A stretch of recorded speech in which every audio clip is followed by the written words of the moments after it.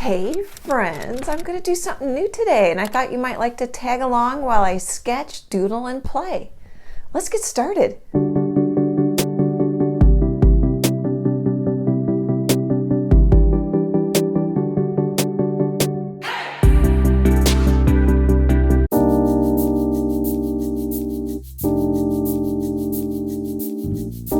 Hey friends, I'm going to draw that cactus I just showed you.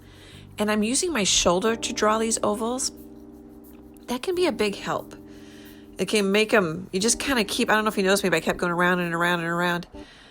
It's much easier to do it kind of from your shoulder, your forearm, than to try to do it with your fingers and real tight. And then I just kind of drew a center line just to check myself a little bit on how things are looking. Oh, so why am I doing this? Because people say, how can I get better, faster at painting?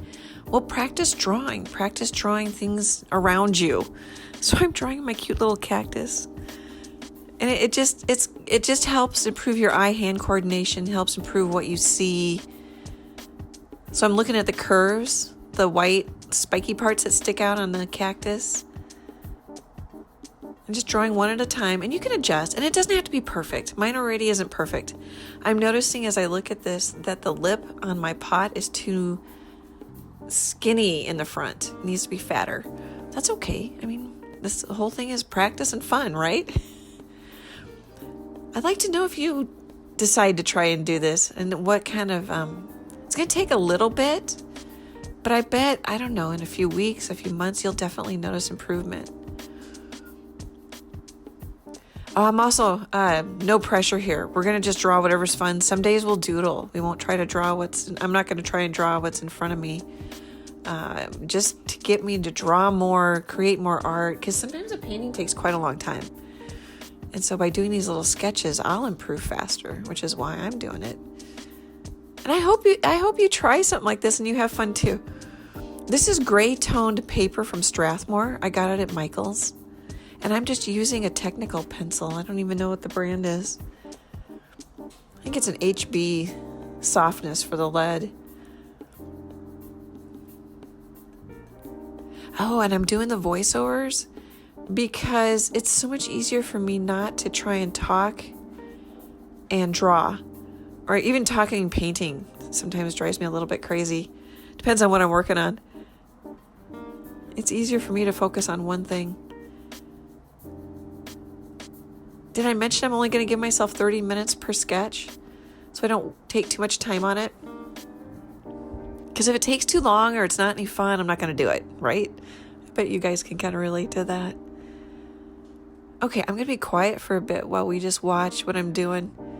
Oh, maybe I should probably tell you these are color pencils from Blick Art Materials.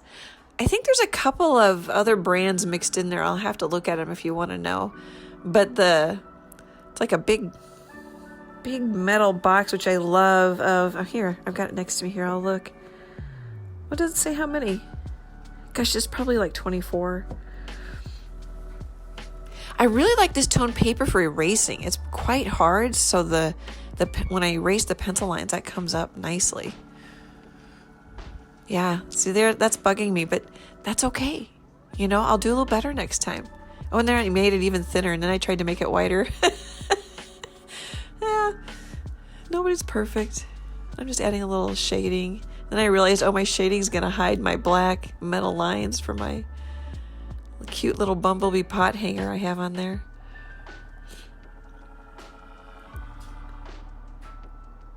So if you're cross-hatching, you don't always have to follow the shape. Like if you're painting a painting, brushstroke direction matters. Well, same with colored pencils or markers or whatever you're using. You don't always have to worry about brushstroke direction. There I'm going up and down.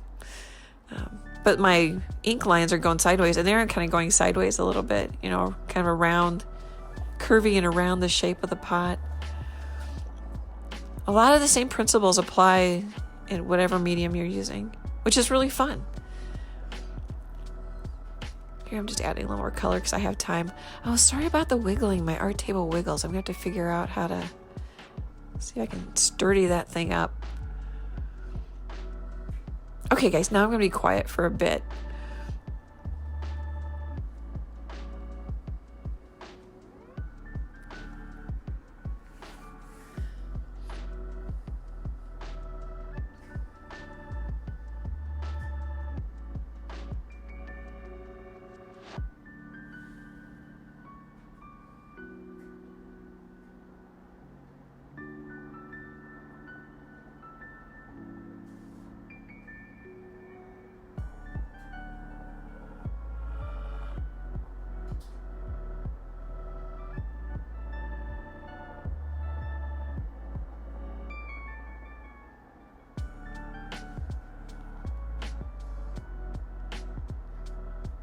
So here I'm putting a little shadow underneath the blue wings, which really helps the wings kind of stand out from the body.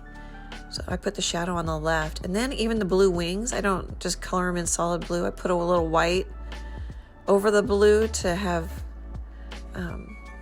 so you call that sort of blue X shape a gradient plane. That might be too fancy a word, and it might not be exactly right. But a lot of times it can help you to shift colors and shift value within a shape. I'm doing a little more of that shifting on the pot. Oh, here I've got a little white acrylic paint pen. Oh, and I'm liking that because the white colored pencil doesn't pop off the gray paper, but boy, that white pen does. I'm liking the contrast I'm getting. I liked it so much I'm going to add a little white to the eyes. Oh, yay! I'm calling it done. I hope you guys enjoyed this one. Sketch 2's coming up in a second here.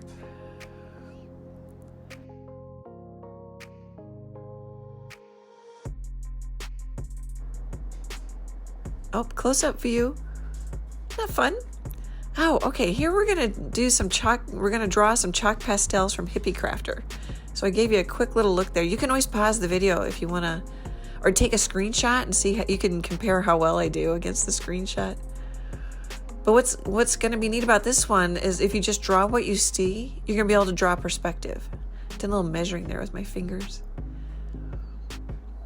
I probably should do a sketch video on perspective.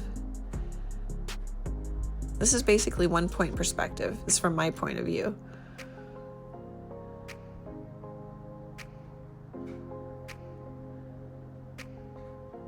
Decided that was too close to the edge.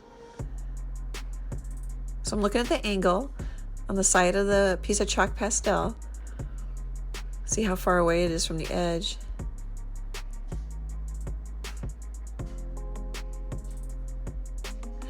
And again, it doesn't have to be perfect, even though I erased and changed things.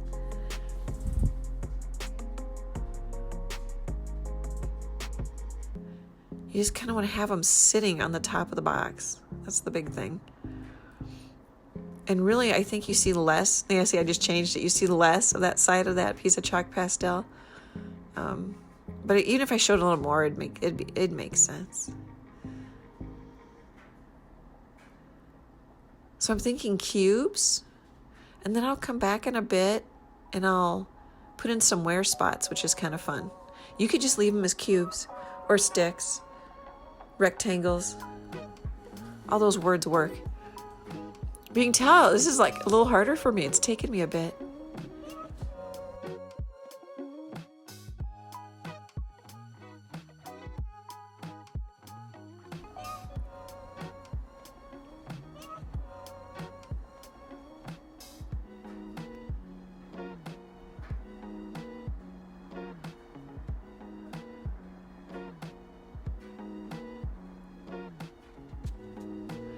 Oh, here's a tip.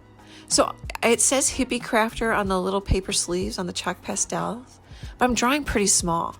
So I just kind of did HPPR and then like CR, I can't even tell, TR, I just kind of indicated that you don't have to draw it literally or include every letter. You can just kind of hint that there's some letters on the side there. Kind of a fun trick or tip that I've seen quite a few artists do.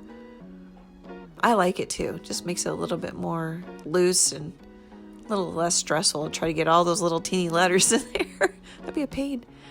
Oh, here, see, I like this. I'm doing a little cross hatching.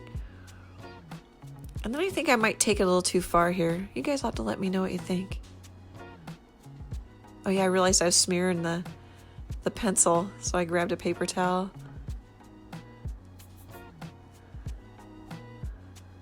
So a little hatching in the other direction with my pencil. Oh, and I was going to put a little shadow in it, and then I decided to not talk about it too much because I'd have to figure out, I mean, I could do it. You'd stop, maybe halfway up the box or so, depending on your light source. But I thought, I don't want to spend too much time figuring that out. We gotta get our drawing done here. Putting in some of the shadow shapes that I see.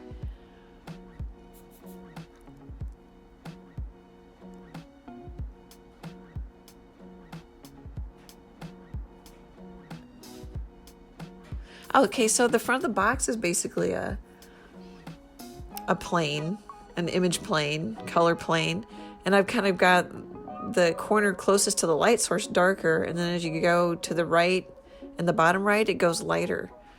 I'm going to do this. You just watch what I do with both the front of the box and the top of the box. You'll see it. It's a little harder to do in the smaller shapes to show you the gradation of color and value. Even if you don't see it, it can help you.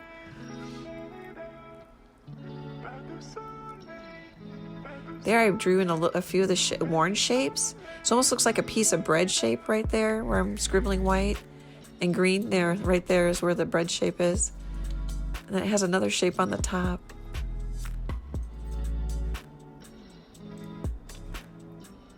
It really is shapes and values. Values really do tell you what's sitting where. Oh, they're doing a little cross hatching to get some value because I just can't get very many values with my color pencils. Values meaning, light, it's all the way down to the darks. I struggle a little bit with this orange. I'm not real happy with how it worked. The drawing's good. I'm not unhappy with the drawing part, but I was unhappy with how it was shading. So then I grab a little red so I can see it better. Hopefully you guys can see it better. I'm still unhappy, so I grabbed my fine Sharpie marker to help define things better.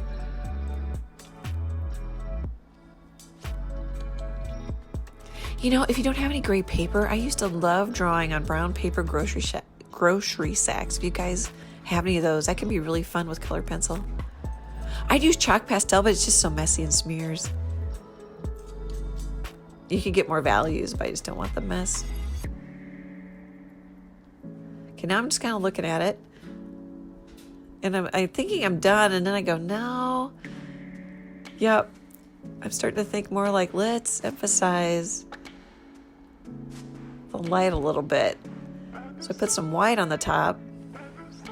And that's almost like little reflective light on the front of the box. And I think it looks better. Nope, then my white acrylic paint pen blobbed a bit. Well, I hope you guys enjoyed this. I hope it's helpful. Great big happy art hugs, and I hope to chat with you soon. Bye, guys.